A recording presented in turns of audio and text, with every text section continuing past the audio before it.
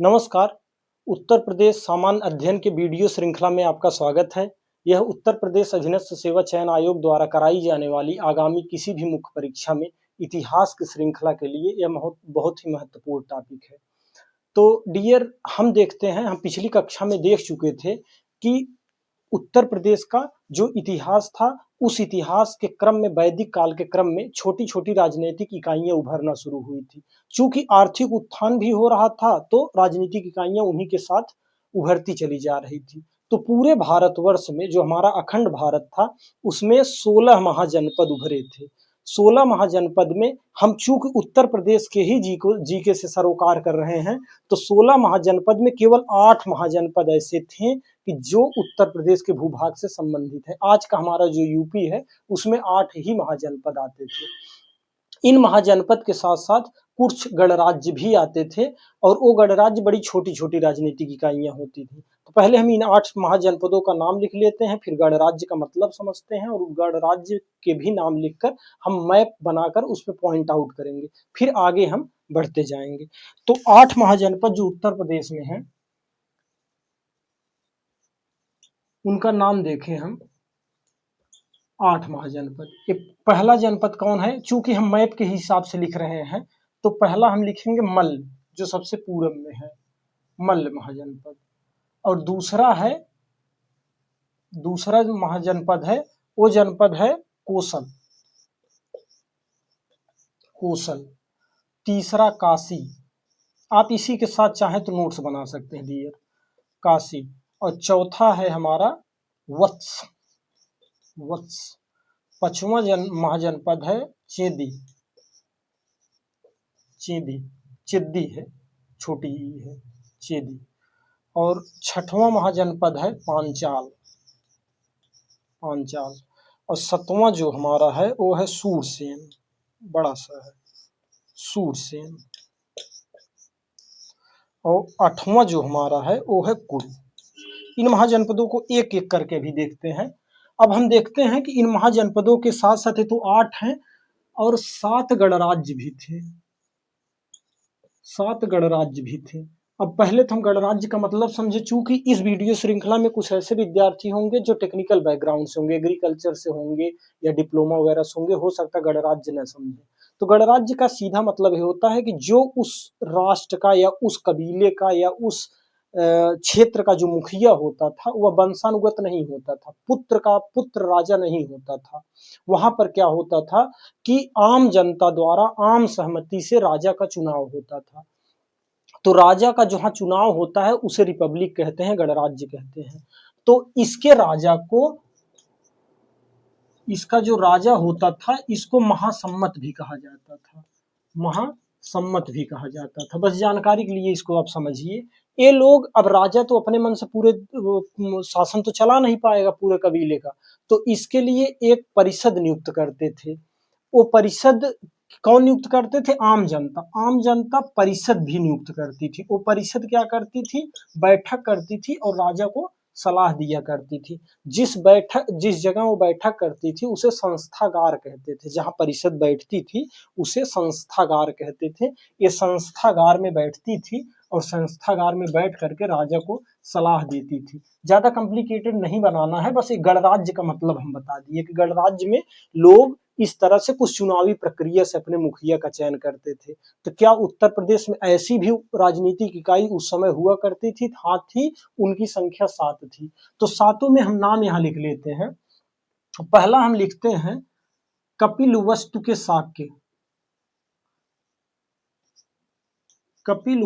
शाक्य। ये गणराज्य था। यहाँ के जो लोग थे वो गणराज्य में रहते थे। यहाँ का राजा आम जनता द्वारा चुना जाता था। दूसरा हमारे थे, वो थे मल्ल। कहाँ के? कुशीनगर के। जो मल्ल थे, मल्लों का गणराज्य अगर हम यहाँ लिखें तो मल्लों का गणराज्य। इनका क्षेत्र कहाँ था? तो इनका क्षेत्र 2 था। एक था कुशीनगर में, या कुशियां भी कहते हैं, और दूसरा पावा था। इनकी 2 ग्रुप थी। एक था कुशीनारा या कुशीनगर और दूसरा पावा। तो एक एक हो गए, ये दो हो जाएंगे क्योंकि ये कुशीनगर वाले और ये दो ब्रांच है। तीसरा जो था एक कपिलवस्तु जो है आज का सिद्धार्थ नगर का क्षेत्र आता है, अभी हम मैप पे सब देख लेंगे। और ये है कुशीनगर वाले। तीसरे जो हमारे गोरखपुर के क्षेत्र में आते थे उनका नाम क्या है, राम ग्राम के कोली। एक है राम ग्राम के कोली, कोली। और दूसरा था पिपली वन के मोरी, पिपली वन के मोरी, मोरी। एक कोली थे, वो भी गोरखपुर क्षेत्र में थे, ये रामग्राम के क्षेत्र से। और एक थे पिपली वन के, ये मोरी थे। उसके बाद एक थे वो मिर्जापुर के क्षेत्र से संबंधित थे, उनका नाम था सुरसुमार गिरी, सुरसुमार गिरी। ये मिर्जापुर के क्षेत्र थे। तो इनका नाम बस ऐसे याद केवल रख लें, वैसे एग्जाम में बहुत कम आसा है। सुरसुमार, सुरसुमार गिरी, गिरी। इनका क्षेत्र कहाँ था, ये मिर्जापुर के क्षेत्र में थे, ये भी थे मिर्जापुर के क्षेत्र में। और उसके बाद जो लास्ट में आता है, चूंकि ये कहीं कहीं दो दो राज्यों में हम इनका नाम देख लिए हैं, चूंकि दो ही गणराज्य यहाँ पर इंपॉर्टेंट है, तो आप लोग डियर ने दो गणराज्य का नाम याद रखिएगा। हम भले यहाँ 7 डाल दिए हैं, महत्वपूर्ण दो गणराज्य हैं। एक है जो है कपिलवस्तु, जो सिद्धार्थ नगर का बेल्ट है। ज्यादातर गणराज्य हिमालय के तराई एरिया में थे, उसमें से एक गणराज्य का नाम आप याद रखिएगा जो कपिलवस्तु के शाक्य थे, और दूसरे जो कुशीनगर के और पावा के जो मल्ल थे, इनका गणराज्य। बस दो ही गणराज्य याद रखिएगा, दोनों गणराज्य इंपॉर्टेंट है। तो अब हम देखते हैं कि अगर उत्तर प्रदेश का मैप हम क्यों ऐसा कुछ बनाएं। दूसरा पेन ले लेते हैं। अगर हम उत्तर प्रदेश का मैप ऐसा कुछ बनाएं,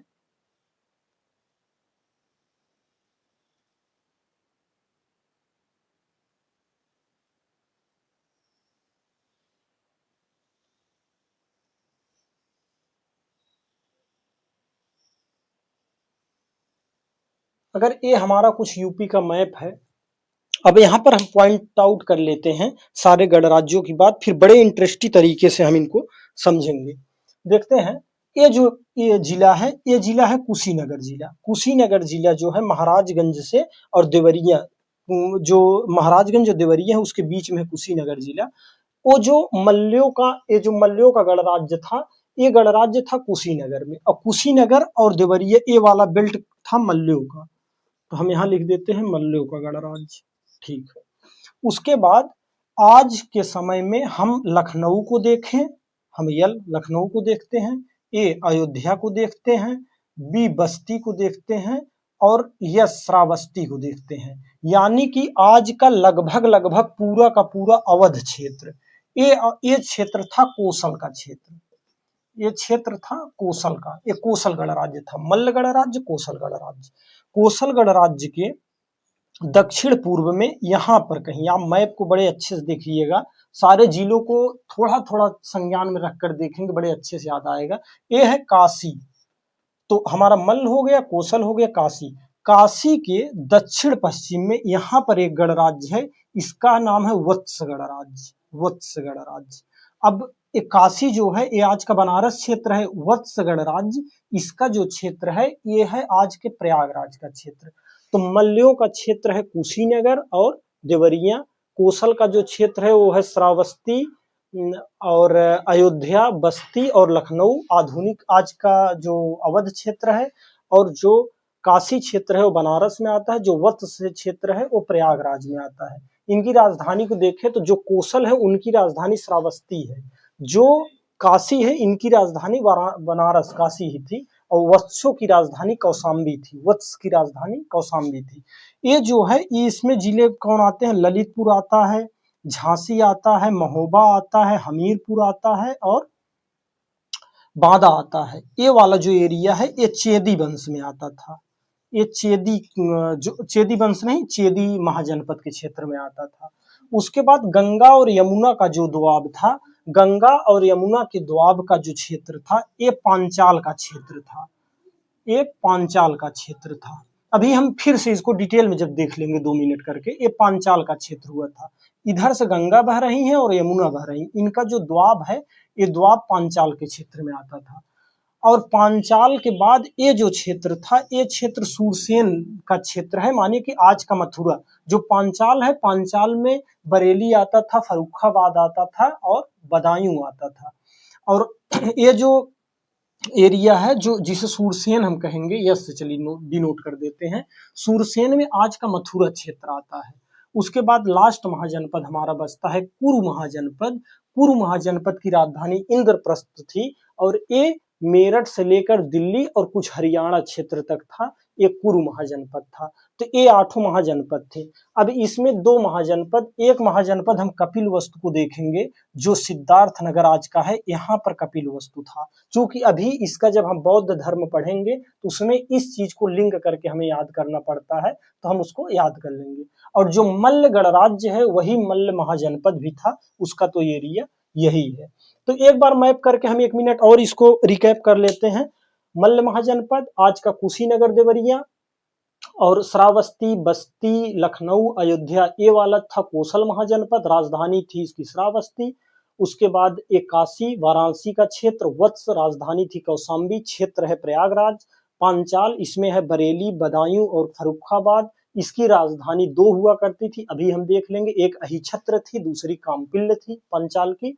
उसके बाद हम चेदी, चेदी जो है इसकी राजधानी शक्तिमती हुआ करती थी, जो मध्य प्रदेश के क्षेत्र में पड़ता था। और शक्तिमती और चेदी में जो हमारे यहाँ बुंदेलखंड का क्षेत्र है, ललितपुर, झांसी, महोबा, हमीरपुर, बांदा ये आता था। और सूरसेन जो है वो आज का मथुरा क्षेत्र जो है वो सूरसेन महाजनपद में आता था, इसकी राजधानी जो है वो सूरसेन थी। और उसके बाद हम देखते हैं ये जो हमारा है इंद्रप्रस्थ, इसकी ये कुरु की राजधानी इंद्रप्रस्थ हुआ करती थी, ये हस्तिनापुर के क्षेत्र को कवर करता था। हस्तिनापुर क्षेत्र मतलब मेरठ से लेकर के दिल्ली तक का क्षेत्र कवर किया करता था। तो अब ये हमारा महाजनपद हुआ। और जब हम यहाँ पर देखते हैं तो 2 ठो हमें पढ़ना है गणराज्य, और दोनों गणराज्य में मैंने बताया कि यहाँ पर जो गणराज्य है वो शाक्यों का गणराज्य है और ये मल्लियों का गणराज्य है। चूंकि अभी धर्म को जब हम बौद्ध धर्म को पढ़ेंगे इनको हमें बड़े आसानी से समझना पड़ता है। तो अब हम सारे महाजनपदों को छोटे छोटे व्यू में समझते चले, ताकि हमारे एग्जाम के लिए अगर इन महाजनपदों से क्वेश्चन आए तो भौगोलिक इंडिकेट तो आप लोग कर ही लेंगे, उसमें कोई बात नहीं है। अब अगर इन महाजनपदों से कोई विशेषताओं से लेकर अगर कोई क्वेश्चन पूछेगा तो ताकि हमारा क्वेश्चन गलत ना हो।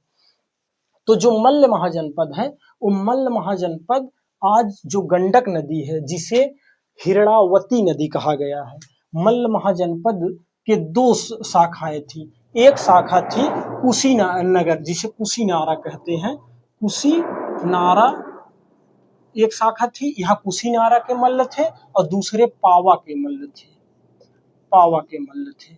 जो कुशीनारा के मल्ल थे इनके पास एक नदी बहती थी, उस नदी का नाम आज तो हम गंडक कहते हैं, उस समय इस नदी का नाम हिरणावती नदी हुआ करती थी, हिरणावती नदी हुआ करती थी, हिरणावती नदी।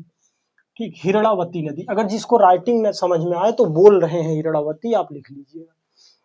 उसके बाद दूसरा आता है कोसल महाजनपद। कोसल महाजनपद में अगर यहाँ हम लिखे तो राजधानी इसकी कहाँ होगी, इनकी तो 2 राजधानियां थी, और इनकी राजधानी कहाँ थी, कोसल की राजधानी श्रावस्ती थी, श्रावस्ती थी। श्रावस्ती किस नदी के किनारे है, श्रावस्ती आज के राप्ती नदी के किनारे है। एग्जाम में कभी पूछे कि गोरखपुर किस नदी के किनारे स्थित है तो हम कहेंगे राप्ती नदी के किनारे है, ये है राप्ती नदी के किनारे।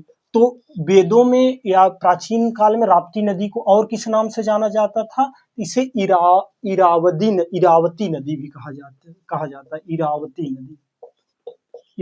नदी। उसके बाद कोसल का जो क्षेत्र था, श्रावस्ती तो ठीक है, राप्ती नदी किनारे है, जो कोसल का क्षेत्र था वो कहाँ था, वो अभी हमने बताया आधुनिक अवध क्षेत्र, आज का अवध क्षेत्र जो था वो कोसल था, आधुनिक अवध क्षेत्र, अवध क्षेत्र ये कोसल था। उसके बाद काशी की जब हम देखें तो काशी बनारस का क्षेत्र है। वरुणा और गंगा दोनों नदी वहां पर बहती हैं, तो वरुणा नदी के कारण वहां नाम वाराणसी पड़ा है। तो ये है काशी का क्षेत्र। और काशी के क्षेत्र, अभी हम काशी और इसके कौशल को लेकर एक कहानी बताएंगे, बड़ी इंटरेस्टिंग कहानी है। वत्स जो है इसकी राजधानी कहाँ थी? वत्स की राजधानी थी कौशाम्बी। कौशाम्बी और कौशाम्बी किस नदी के किनारे है? तो यमुना। ये सब एग्जाम में पूछ सकता है डियर, यमुना नदी के किनारे है। और इसका क्षेत्र कहाँ था? इसका क्षेत्र था प्रयागराज। 2 बार बता चुके हैं प्रयागराज, बार बार रिपीट करना नहीं चाहिए, वीडियो है आप तो कई बार देख सकते हैं। ये आता है चेद्दी जो है, इसकी राजधानी थी शक्तिमती और क्षेत्र है बुंदेलखंड। बुंदेलखंड और इसकी जो राजधानी थी वो राजधानी थी शक्तिमती। शक्तिमती। उसके बाद पांचाल। पांचाल जो था उसकी 2 राजधानियां थी, चूंकि जो पांचाल था वो 2 क्षेत्र में बटा था। ये ऊपर वाला जो भाग था, जो आज हम रुहेलखंड का एरिया देखते हैं, बरेली एरिया है जहां पर, ये बरेली जो है इसे उत्तरी पांचाल कहा गया। उत्तरी पांचाल। और उत्तरी पांचाल की राजधानी थी अहिछत्र। बहुत इंपॉर्टेंट है अहिछत्र। और जो इधर नीचे था कानपुर, फर्रुखाबाद और बदायूं। तो बदायूं और फर्रुखाबाद का जो एरिया था, ये एरिया दक्षिणी पांचाल था और इसकी राजधानी थी काम्पिल। काम्पिल। और पिछली कक्षा में भी काम्पिल के बारे में कुछ विशेषता बता दिए थे, रिपीट करना जरूरी नहीं समझते हैं। उसके बाद सूरसेन। सूरसेन जो है वो आज के मथुरा का क्षेत्र आता है, सूरसेन। तो हम इसको कह देंगे मथुरा। ठीक। और तीसरा है कुरु। कुरु जो है इसकी राजधानी थी इंद्रप्रस्थ। कहाँ थी? इंद्रप्रस्थ। और जहां हम आज हस्तिनापुर समझते हैं, वही हस्तिनापुर कुरु का क्षेत्र था। हस्तिनापुर कुरु का क्षेत्र था। इसमें मेरठ से लेकर के दिल्ली का क्षेत्र आता था। तो इसमें हमने कहा कि 2 चीजें आपको बतानी जरूरी है। और फिर एक बार क्लियर कर दो, जो पांचाल है, पांचाल यमुना और गंगा के दोआब में स्थित है। उत्तरी पांचाल बरेली वाला क्षेत्र कवर करता है, मैप को देख लीजिएगा। उस क्षेत्र की राजधानी अहिछत्र हुआ करती थी। दक्षिणी पांचाल में फर्रुखाबाद और बदायूं आता था, उसकी राजधानी काम्पिल हुआ करती थी। जहां पिछली कक्षा में काम्पिल के बारे में बकायदे बताए थे। तो उसके बाद ये थोड़ा बोरिंग टॉपिक भले लगे, लेकिन बहुत इंफॉर्मेटिव टॉपिक है। और जो कुरु है लास्ट में उसके बारे में बताया हमने। अभी आपको बताया कि हम कौशल और काशी को लेकर एक कहानी आपको बताएंगे, बट आपको हम काशी और कौशल के कुछ चीजों के बारे में बताने जा रहे हैं। क्या है वो चीजें? एक ऐतिहासिक बैकग्राउंड है, उसको समझेंगे तो बड़ा अच्छा लगेगा, आगे की सारी चीजों को याद करने में उससे हम लिंक कर पाएंगे। तो हमारा कौशल महाजनपद ये था, हमारा कौशल महाजनपद। और उसके बगल में था काशी महाजनपद। और 16वें महाजनपद में सबसे शक्तिशाली महाजनपद था मगध महाजनपद। मगध महाजनपद। हुआ क्या कि कौशल के जो राजा थे उनका नाम था महाकोसला देव। महाकोसला देव। महाकोसला देव जो है वो बार बार काशी पर आक्रमण किया करते थे। अभी मगध की कहानी नहीं होती है। महाकोसला देव किस पर आक्रमण करते थे? काशी पर आक्रमण करते थे। और काशी पर इसका जो काशी के राजा उस समय थे उनका नाम ब्रह्मदत्त था। काशी के राजा ब्रह्मदत्त से महाकोसला देव की हमेशा लड़ाई होती थी। और एक समय आया कि कौशल के कब्जे में आ गया काशी, बनारस का क्षेत्र। उस समय यहाँ पर एक वंश के संस्थापक थे, उस वंश का नाम है हर्यक वंश। अभी हर्यक वंश के बारे में बताते हैं। बिंबिसार थे। बिंबिसार जो थे वो मगध के राजा थे। बिंबिसार को जो विस्तार करना चाहते थे, अपने मगध साम्राज्य का विस्तार कौन करना चाहता था? बिंबिसार करना चाहते थे। तो बिंबिसार ने क्या किया? इनसे युद्ध कर लिया, महाकोसला देव से। और युद्ध किया तो जब महाकोसला देव से युद्ध किया, कौशल राज्य पराजित हुआ। तो महाकोसला देव की एक पुत्री थी, उनका नाम था महाकोसला देवी। तो महाकोसला देवी का विवाह किससे हो जाता है? बिंबिसार से हो जाता है। तो बिंबिसार से जब होता है तो उस समय राजा के पास कई रानियां हुआ करती थी, तो बिंबिसार के पास भी कई रानियां थी। उसमें एक रानी का पुत्र, लेकिन इनका नाती नहीं, महाकोसला देव का नाती नहीं, किसी दूसरी रानी का पुत्र था, न कि महाकोसला देवी का पुत्र था। उसका नाम था अजातशत्रु। उसका नाम था अजातशत्रु। जो अजातशत्रु था वो डियर क्या किया कि एक दिन बिंबिसार को मार देता है, अपने पिताजी को, बिंबिसार को वो मार देता है अजातशत्रु। जब मार देता है तो महाकोसला देव जो बिंबिसार से अपनी पुत्री की शादी किए थे, तो उस पुत्री का नाम महाकोसला देवी था, लेकिन महाकोसला देव के पुत्र का नाम प्रसेनजीत था। प्रसेनजीत था। प्रसेनजीत क्या करता है कि उस समय जो काशी को दहेज, चूंकि हम शायद भूल गए नहीं बताएं कि जब महाकोसला देव अपनी पुत्री का विवाह बिंबिसार से किए तो काशी को मगध को दहेज में दे दिए, माने बिंबिसार को दहेज में दे दिए। उसके बाद जब प्रसेनजीत ने देखा कि मेरे बहनोई को अजातशत्रु ने मार दिया, तो प्रसेनजीत ने काशी को अलग लेने का, अपना अलग करने का, मतलब जो दहेज में काशी दिए थे उसको लेने का फैसला किया। ये बात अजातशत्रु को पता चलती है, तो लड़ाई अब होती है प्रसेनजीत में और अजातशत्रु में। जब प्रसेनजीत और अजातशत्रु में लड़ाई होती है तो इसमें फिर प्रसेनजीत हार जाते हैं, यानी कि जो सौतेले मामा है वो हार जाते हैं। प्रसेनजीत की एक पुत्री थी जिसका नाम था वजीरा। वाजिरा है, वाजिरा। इस पुत्री की शादी वो फिर कर देते हैं अजातशत्रु से, और करके पुनः काशी को दहेज में दे देते हैं मगध को, माने अजातशत्रु को दहेज मिल जाता है। तो काशी तो दहेज दहेज ही खेलता रहा प्राचीन इतिहास में कुछ सालों तक। तो अब हम देखते हैं कि कौशल की एक कहानी है, तो इसका ये मतलब है कौशल कितना समृद्ध था।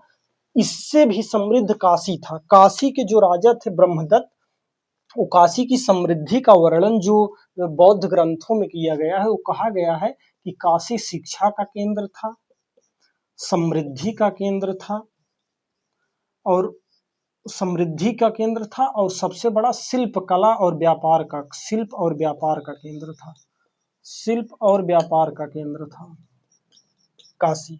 तो कहीं न कहीं वो तो रिश्ता नाता ठीक है, लेकिन काशी इन्हीं के कारण दोनों ओर की खींचतान में फंसा हुआ था।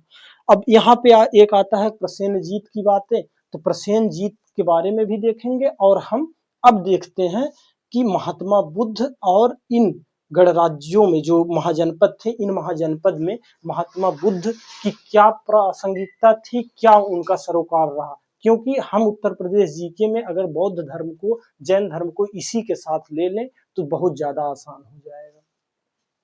इसको हम इरेज करते हैं। बौद्ध धर्म। बौद्ध धर्म में हम बचपन से पढ़ते चले आ रहे हैं कि महात्मा बुद्ध का जो जन्म था वो कहाँ पर हुआ था? नेपाल के लुम्बिनी में हुआ था। लेकिन वो जो लुम्बिनी का क्षेत्र था डियर, वो आज का जो सिद्धार्थ नगर है वहां पर एक गणराज्य था जिसे हमने पहले आपको बताया, कपिलवस्तु गणराज्य। कपिलवस्तु गणराज्य का विस्तार ही लुम्बिनी हुआ करता था। कपिलवस्तु गणराज्य के जो मुखिया होते थे, तो हम यही लिखे पहले, कपिलवस्तु गणराज्य, इसी से महात्मा बुद्ध का संबंध था। और इसमें भी अनुसंधान से पता चला है कि हो सकता है करंट में भी पूछ ले, कपिलवस्तु जो सिद्धार्थ नगर क्षेत्र है वहां एक जगह है पिपराहवा। पिपराहवा में ना पत्थर का एक संदूक मिला है, बक्सा मिला है। वो जो पत्थर का बक्सा मिला है उसमें महात्मा बुद्ध के कई ऐसे अवशेष मिले हैं जो बताते हैं कि महात्मा बुद्ध का संबंध कपिलवस्तु के शाक्य से था। किससे था? शाक्य गणराज्य से था। ये जो शाक्य थे ना, ये कोई अलग नहीं थे, ये जो कौशल महाजनपद था, कौशल महाजनपद की ही एक शाखा थी। इक्ष्वाकु वंश जो था उसी की शाखा मानी जाती है। राकेश सारस्वत की किताब में दिया था कि इक्ष्वाकु वंश की ही शाखा थी ये शाक्य। और क्यों इसका वर्णन है? क्योंकि जो प्रसेनजीत की बात अभी हम किए थे, वो प्रसेनजीत का वैवाहिक संबंध इन शाक्य वंश के लोगों या शाक्य कुल के लोगों से प्रसेनजीत का वैवाहिक संबंध हुआ करता था। तो इस जो शाक्य वंश के थे, इसके जो राजा थे, उसका राजा का नाम था, वो राजा के नाम थे सुद्योधन। महात्मा बुद्ध के पिताजी जो थे उनका नाम था सुद्योधन। और महात्मा बुद्ध जो थे वो इस शाक के गणराज्य के राजकुमार हुआ करते थे। तो राजकुमार थे सिद्धार्थ, राजकुमार थे सिद्धार्थ, और यही सिद्धार्थ बाद में जाकर महात्मा बुद्ध भगवान बुद्ध बन जाते हैं। तो इनमें क्या होता है कि इनका मैंने बताया पिपराहवा से तो साक्ष्य मिला ही है।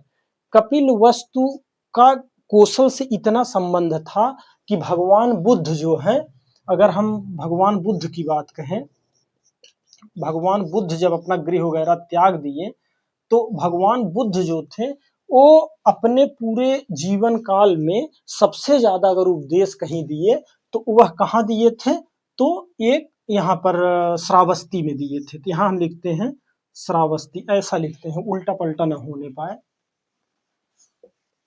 भगवान बुद्ध जो है, अगर हम ऐसे फ्लो चार्ट बनाए कि ऐसे लिखते हैं श्रावस्ती, श्रावस्ती, तो हम पहले पॉइंट पे लिखे कि सबसे ज्यादा उपदेश, सबसे ज्यादा उपदेश कहाँ दिए थे, तो श्रावस्ती में दिए थे। ठीक, जो 4 महीने हमारे यहाँ जब आषाढ़ लगता है तो 4 महीना होता है जब बरसात होती है, तो वर्षा के सीजन में, वर्षा ऋतु में भगवान बुद्ध कहाँ निवास करते थे, 4 महीने वर्षा ऋतु में निवास करते थे श्रावस्ती में। श्रावस्ती की प्रासंगिकता आप इतने समझ सकते थे कि सबसे ज्यादा उपदेश भी दिए हैं, 4 महीने निवास भी किए थे। हमेशा हर साल 4 महीने श्रावस्ती में रहते थे। एक हम लोग बचपन से कहानियां पढ़ते थे अंगुली मार डाकू का। अजीब डाकू था, लोगों को मार कर अंगुली अपने गले में पहन लेता था माला बना के। तो महात्मा बुद्ध ने अंगुली मार को ज्ञान दिया और उसको पथ, जो उसकी पथ भ्रष्ट हो गया था, उसको ला करके सतमार्ग पे चलाया। तो अंगुली मार को भी उपदेश यही श्रावस्ती में दिए थे। अंगुली मार को उपदेश दिए थे और इसको अपना शिष्य बना लिए थे अंगुली मार को। उसके बाद यही श्रावस्ती का एक व्यापारी था जिसका नाम था अनाथ पिंडक। तो अनाथ पिंडक नामक व्यापारी, अनाथ पिंडक ये व्यापारी था। ये भगवान बुद्ध को जेतवन नामक बिहार दान, बिहार क्या होता था, जहां बौद्ध धर्म के अनुयायी बैठ करके अपना मेडिटेशन वगैरह करते थे, उसे बिहार कहते थे। तो ये क्या करते थे, अनाथ पिंडक नामक व्यापारी, इनको हम ब्रैकेट में लिख देते हैं, ये व्यापारी थे। ये क्या किए थे, अनाथ पिंडक जो व्यापारी थे, ये जेतवन, चेतवन नहीं जेतवन, जेतवन बिहार दान में दिए थे, बिहार दान में दिए थे। और जो ये जेतवन दिए थे ना, इतिहासकार लिखते हैं कि सोने की मुद्रा या सोने के सिक्के को दे करके तब उस बिहार को खरीद कर दिए थे, अनाथ पिंडक। उसके बाद एक और थी, इनकी शिष्या थी जिनका नाम विशाखा था। विशाखा बहुत बड़ी व्यापारी की पुत्री थी। विशाखा ने इनको एक वन विहार दिया था, वन विहार नहीं, बिहार दान में दिया था। उस बिहार का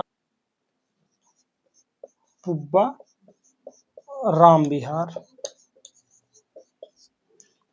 पुब्बा राम विहार दान में कौन दिया था, ये दी थी विशाखा। विशाखा कौन थी, उनकी शिष्या थी और एक व्यापारी की पुत्री थी। यही लोग नहीं दान में दिए थे, जो श्रावस्ती जिनकी राजधानी कौशल थी, वहां के राजा जो थे महाशय प्रसेनजीत जी, प्रसेनजीत, ये महात्मा बुद्ध के बहुत बड़े अनुयायी थे। इन्होंने भी 2 बिहार को दान में दिया था। एक बिहार का नाम था राज का राम विहार, राज का राम विहार, ये दान में दिया था। और दूसरा इन्होंने प्रसेनजीत ने दान में दिया था, उसका नाम था मल्लिका राम का विहार, मल्लिका राम का विहार, मल्लिका राम का विहार। अब हमको एग्जाम में, SSSC के एग्जाम में क्या पूछ सकता है डियर, कि एक तरफ दे देगा कि अनाथ पिंडक ने किसको दान में दिया था, जेतवन को दिया था, विशाखा पुब्बा राम का विहार दी थी, प्रसेनजीत 2 राजका राम का विहार दिए थे, मल्लिका राम का विहार दिए थे, ये लोग दान में दिए थे। ये तो हुआ श्रावस्ती की बात जो महात्मा बुद्ध से सीधे संबंधित है। एक और जगह है इलाहाबाद का जो क्षेत्र था कौशाम्बी, जिसकी राजधानी थी वत्स। कौशाम्बी के एक राजा थे, उनका नाम था उदयन। यहाँ हम लिखे, इरेज करना पड़ेगा,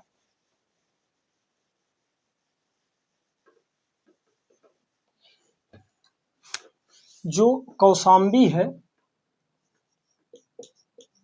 कौशाम्बी यमुना नदी किनारे है, पहले बताए हम। कौशाम्बी जो है यहाँ के राजा थे, उनका नाम था उदयन, नहीं उदयन, उदयन। उदयन जो थे वो उदयन दान में दिए थे, इन जो बिहार दान में दिए थे उसका नाम था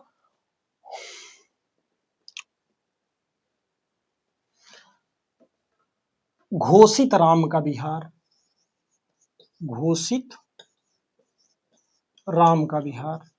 तो इससे एग्जाम में पूछ सकता है, एक तरफ एग्जाम में दे देगा कि एक तरफ बिहार देगा, दूसरे तरफ उसको दान महात्मा बुद्ध को समर्पित करने वाले व्यक्ति के बारे में देगा। तो इसके बारे में हमको समझ लेना चाहिए। उसके बाद महात्मा बुद्ध इस तरह उपदेश दिया करते थे। इनका एक सबसे महत्वपूर्ण स्थल जब अब काशी बसता है, तो महात्मा बुद्ध जब उनको ज्ञान की प्राप्ति होती है तो सबसे पहले वो काशी में आते हैं, और काशी में जिस जगह आते हैं उस जगह का नाम था सारनाथ। तो अगर हम यहाँ लिखें, इनका महात्मा बुद्ध का काशी से क्या सरोकार था, काशी में आते हैं, और काशी में किस जगह आते हैं, तो सारनाथ में आते हैं, सारनाथ में आते हैं। सारनाथ का उस समय का नाम जो वर्णन है वो ऋषि पत्तन के नाम से है, ऋषि पत्तन के नाम से है। जो ऋषि पत्तन के नाम से है, वहां पर वो सबसे पहले अपने 5 ब्राह्मण शिष्यों को शिक्षा देते हैं, 5 शिष्यों को शिक्षा देते हैं। और जब 5 शिष्यों को पहली बार शिक्षा दिए थे, सबसे ज्यादा शिक्षा श्रावस्ती ने दिए थे, लेकिन पहली बार शिक्षा श्री पत्तन यानी कि सारनाथ में दिए थे, 5 ब्राह्मण शिक्षकों को दिए थे। इस घटना को महा धर्म चक्र प्रवर्तक कहा गया है, धर्म चक्र प्रवर्तक कहा गया है, प्रवर्तक कहा गया है, टर्निंग ऑफ व्हील कहा गया है, धर्म चक्र प्रवर्तक कहा गया है। तो ये इनका काशी से सरोकार था। हमने कौशाम्बी, काशी, कोसल माने श्रावस्ती, इन सब से सरोकार देखा। अंततः भगवान बुद्ध का सरोकार मल्ल जनपद से होता है। हमने आपको बताया कि मल्ल जनपद की 2 शाखाएं थी। एक शाखा थी कसिया, कसिया जगह था जिसे अनुरुद्धा नगर ऐसे कुछ करके है, अनुरुद्धा नगर, वैसे एग्जाम इतना डिप्थ नहीं आता। उस जगह पर एक स्थान है, उस स्थान बिल्कुल गंडक नदी के किनारे है। तो अब हम देखते हैं मल्ल जनपद में जो गंडक नदी उस समय हिरणावती नदी के नाम से जाना गया है। तो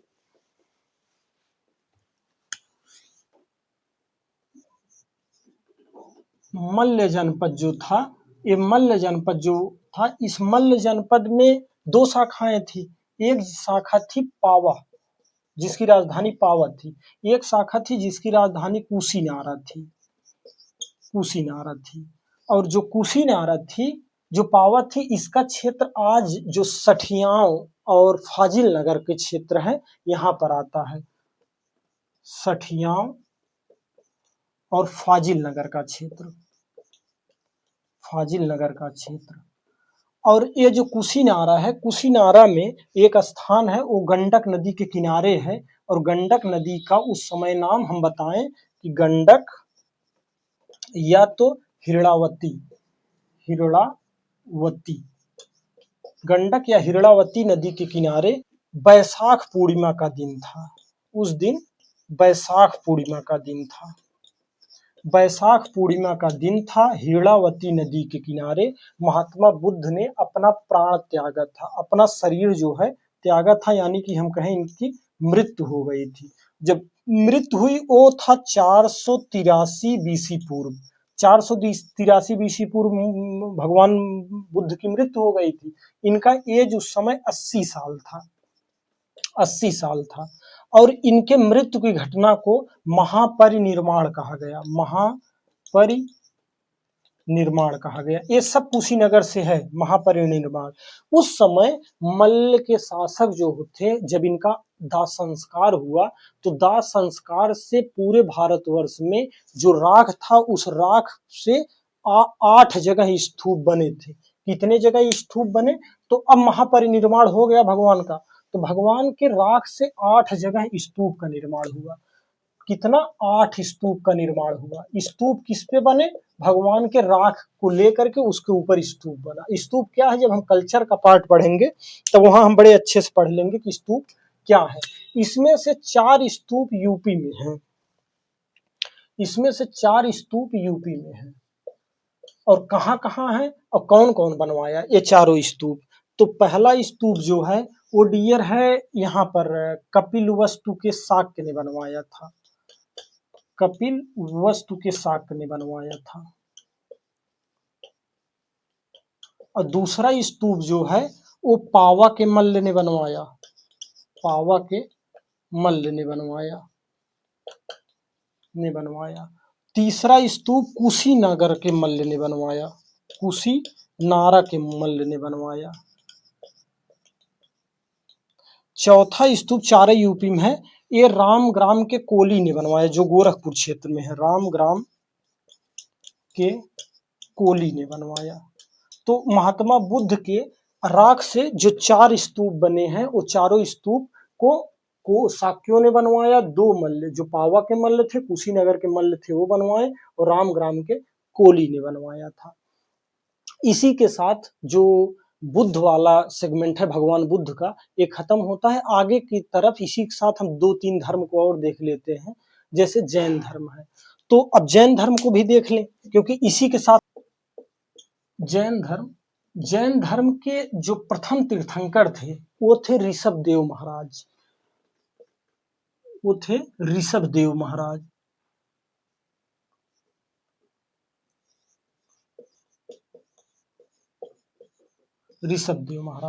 ऋषभदेव महाराज का जन्म अयोध्या में हुआ था।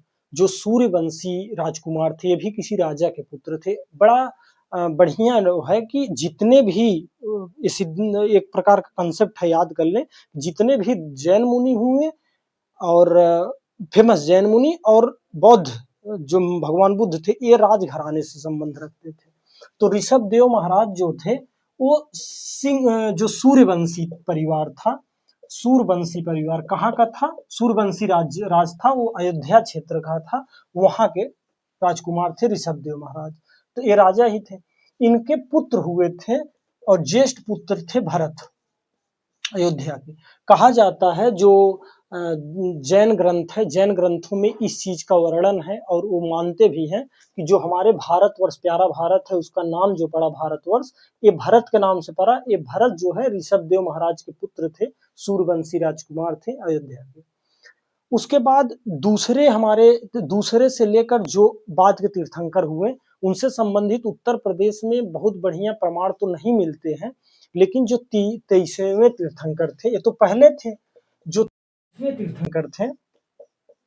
23वें तीर्थंकर, उनका नाम था पार्श्वनाथ महाराज। जो पार्श्वनाथ महाराज थे, ये काशी के राजकुमार थे। जो काशी के राजा थे अश्वसेन महाराज, काशी के राजा अश्वसेन के पुत्र थे। ये सब यूपी से संबंधित है, इसलिए इनका जो है काशी के राजा अश्वसेन के पुत्र थे। जो काशी के राजा अश्वसेन के पुत्र पार्श्वनाथ महाराज थे, ये 23वें तीर्थंकर हुए हैं। उसके बाद हमारे अंतिम तीर्थ, अच्छा, ये जो पार्श्वनाथ महाराज हैं, ये 4 महाव्रत की बात किए हैं। उसमें से था सत्य, अहिंसा,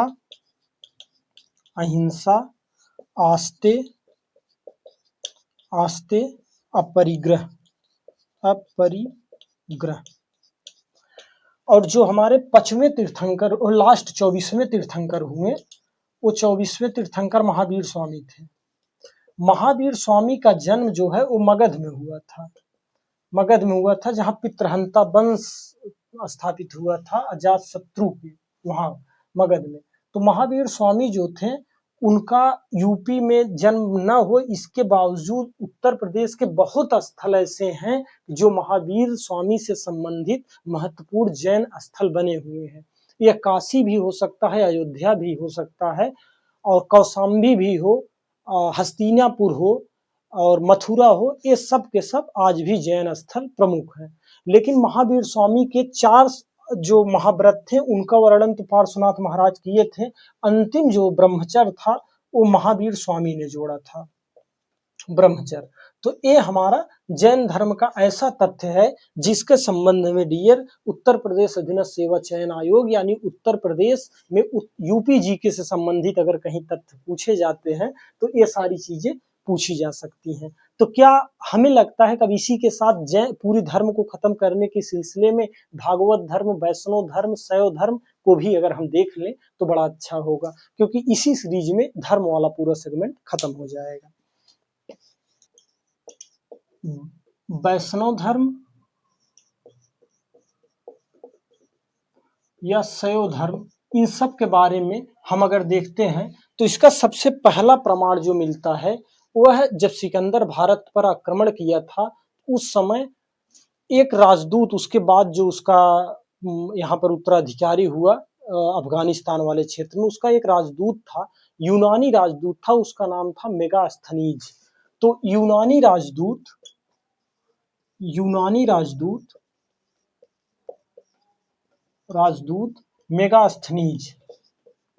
मेगास्थनीज, इसकी किताब है, इसका है इंडिका नाम। तो डियर जो इंडिका है, इस इंडिका में हमारे हिंदू धर्म से संबंधित चाहे भागवत हो, चाहे शैव हो, चाहे वैष्णव हो, उससे संबंधित जानकारी मिलती है। चूंकि इंडिका जो थी उसमें ऐसा नहीं है कि यमुना को यमुना के रूप में लिखा गया था, उसमें यमुना का नाम जो है वो जैबा रेस के नाम में लिखा गया है। यमुना का नाम जैबा रेस के रूप में है। उसके बाद जो मथुरा है उसका नाम सूरसेन के रूप में है। मथुरा का नाम जो है वो सूरसेन, मान लीजिए प्राचीन काल में उसका नाम था ही सूरसेन। जो हमारे वासुदेव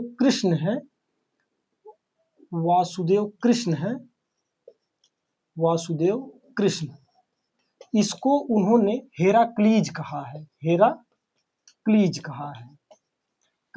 है। और जो भगवान शिव थे वो शिव को जो है वो डायोनिसिस कहा है।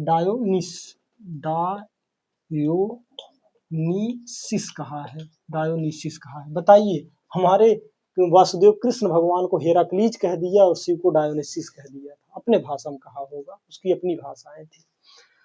तो अब वो क्या कहा था, उसने कहा कि जो यमुना है वह मथुरा के किनारे, सूरसेन के किनारे है, और यहाँ के लोग वासुदेव कृष्ण के उपासक हैं। तो हम यही कहें तो कहा था कि मथुरा के लोग, अगर हम स्टार बना के लिखें तो मथुरा के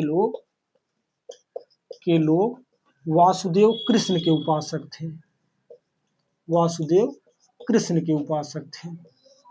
उसके बाद फिर जो है दूसरे में तथ्य में है कि एक केवल मथुरा के लोग या जो सूरसेन क्षेत्र है वहाँ के लोग केवल कृष्ण के ही नहीं बल्कि शिव उपासक भी थे। हम यहाँ लिख सकते हैं कि मथुरा के लोग शिव उपासक भी थे।